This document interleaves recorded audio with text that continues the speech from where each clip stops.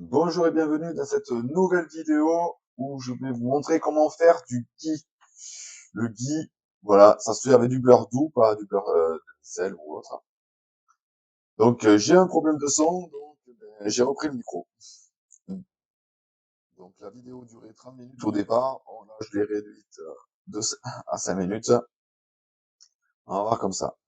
Donc pour dire son origine est indienne, sous-continent indien, que l'on retrouve également dans les cuisines levantines et égyptiennes. Donc c'est assez simple. Là, j'ai fait avec 500 grammes de beurre que je fais cuire dans une casserole.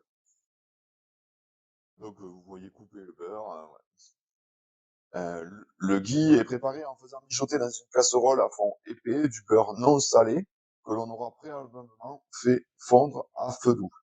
Après quelques minutes d'ébullition lente, les substances grasses solides se séparent du gras liquide. Vous allez le voir, ça fait une couche blanchâtre, donc une mousse. Donc, et tout ça, en fait, c'est les particules de caséine. Donc, on peut créer notre propre beurre, puisque là, en fait, en faisant ça, on peut garder un bon beurre qui se tient très bien à l'air ambiant. Donc voilà, dans un bocal, mais on va voir la vidéo jusqu'à la fin de toute façon. Donc, après quelques minutes d'ébullition lente, les substances grasses solides se séparent du gras liquide sous forme d'une mousse jaunâtre accompagnée de particules. Voilà. Donc voilà. Et moi je remue là pour faire fondre bien. Et après on va réduire vraiment à feu doux. Une fois que voilà que le beurre a complètement fondu, on va réduire complètement à feu. Et là, tout ce qu'on va enlever en fait, c'est la caséine et le petit lait qu'on appelle les impuretés du beurre.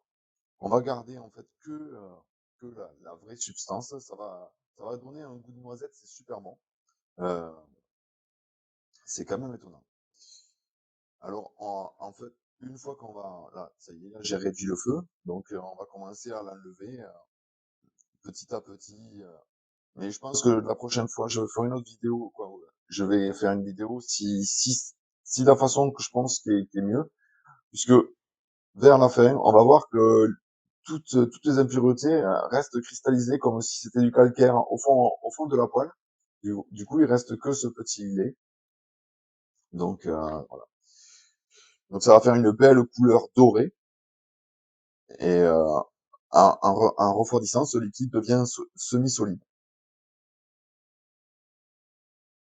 À la différence du beurre, le ghee peut être conservé durant de longues périodes sans réfrigération. C'est superbe. C'est voilà, pas besoin de frigo. S'il est stocké dans un conteneur étanche. Voilà, on le mettra dans un bocal avec un joint. Sa texture, sa couleur et son goût dépendent de la provenance du lait, normal, et de la durée d'ébullition. Mais là, moi, je suis parti sur 20 minutes. 20 minutes après le beurre fondu. En Inde, le ghee est généralement obtenu à partir de lait de vache, mais peut également provenir du lait de chèvre ou de bufflone d'eau. Je ne connais pas. Dans le domaine religieux, le ghee joue un rôle sacré dans les libations et les onctions offertes aux divinités de l'hindouisme, au cours desquelles des hymnes lui sont même dédiés, où il est brûlé dans le cadre de rituels tels que l'arati. Il est également utilisé dans les mariages, les illuminations et des fêtes religieuses telles que Deepavali, au cours de laquelle on le brûle dans de petites lampes décoratives du nom de Deepa. Voilà, ça crée comme une petite bougie, quoi. Voilà. Donc là, avec l'écumeur, j'essaye d'enlever. En fait, comme c'est la première fois que je le fais, eh ben voilà, vous êtes en direct live. Donc j'essaye avec l'écumeur, j'essaye avec la cuillère. Mais c'est pour ça que je vous dis, en fait, on va peut-être essayer une autre façon. Utilisation dans l'alimentation, le ghee est très largement utilisé dans la cuisine indienne, dans le sadhya, un plat dont les éléments sont présentés sur une feuille de banane. Donc moi, ce que j'ai fait, je m'en suis servi hier pour faire une béchamel, donc ça marche très bien pour faire mon roux. Donc ça nous évite de prendre de la margarine, puisque entre la vache et le chimiste, j'ai plus confiance à la vache. Donc en Inde, il est très utilisé, très très utilisé.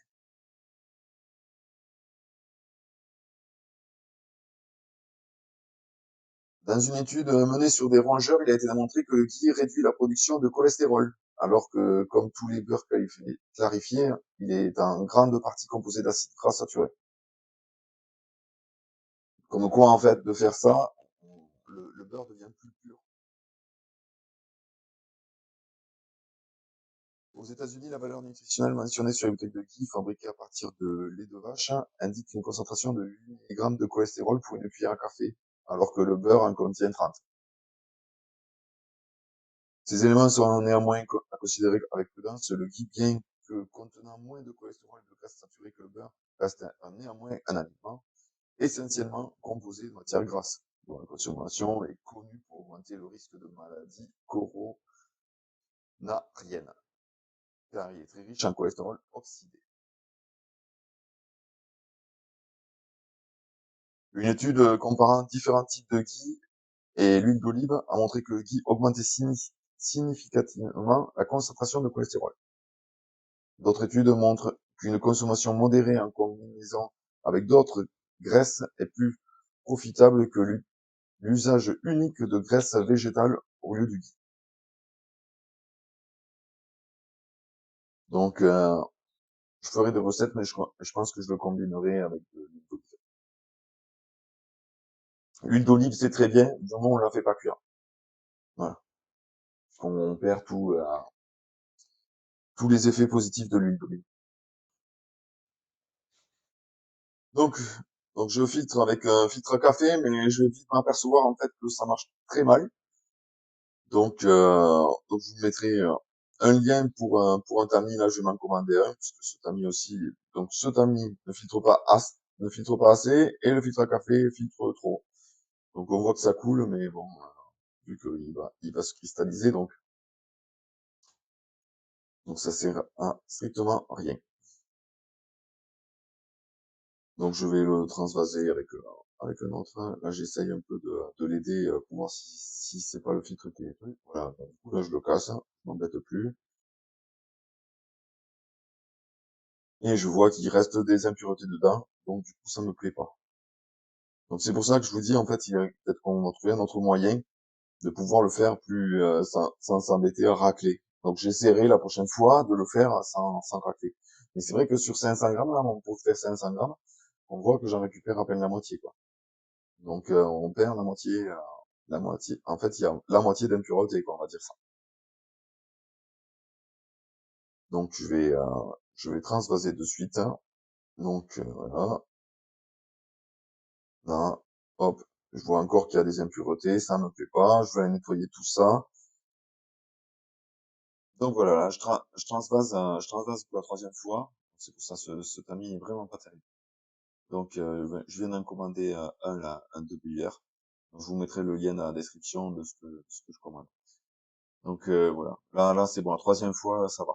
Euh, Donc il y a plus d'impuretés. De toute façon les impuretés on les voit, hein. C'est visuellement on peut voir que ça. Donc là je vais mettre un joint pour pouvoir avoir un bocal hermétique. Comme ça pour la conservation c'est vachement mieux.